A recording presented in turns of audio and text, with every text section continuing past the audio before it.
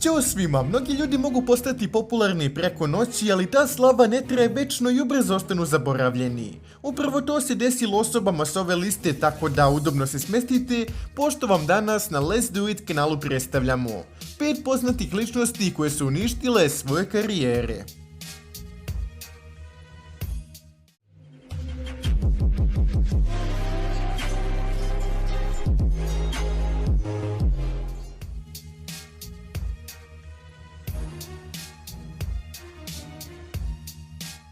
Russell Horning, poznati još kao Backpack Kid, je svoju slavu stekao kada se njegov čuveni Flows Dance pojavio u uživom nastupu Katy Perry. Ovaj ples je postao toliko popularan da ste ga mogli vidjeti svugdje i svi su ga znali, pa čak i ja. Međutim, sve što je lepo kratko traje, te kako je popularnost ovog plesa opadala, tako je sve više ljudi zaboravljalo ko je Russell Horning.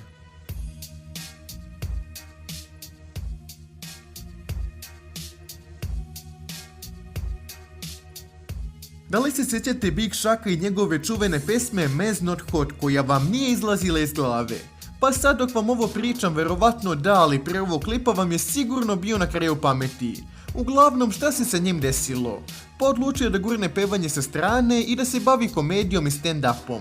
Iako više ne snima često pesme kao nekad, kako kaže, najbitnije mu je da mu cifre na bankovnom računu rastu.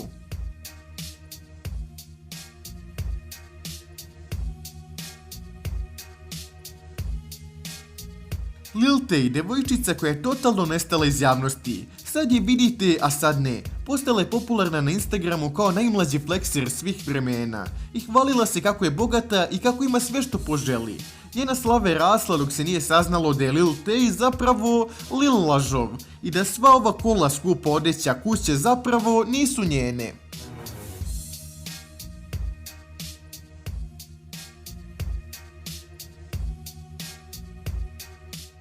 Ovo sam morao staviti na listu. Da li se sjećate onog čuvenog Damn Daniel? U pitanju je viralni video koji su snimili Josh Holes i Daniel Lara. I u njemu Josh snima Danielove nove patike i jedino što kaže jeste Damn, Daniel. Ovi momci su postali toliko popularni da su se čak pojavili i u Ellen Show, a Daniel je dobio doživotnu zalihu Vensovih patika, ali odlučio da ih sve donira jednoj bolnici i nastavi da živi normalni srednjoškolski život.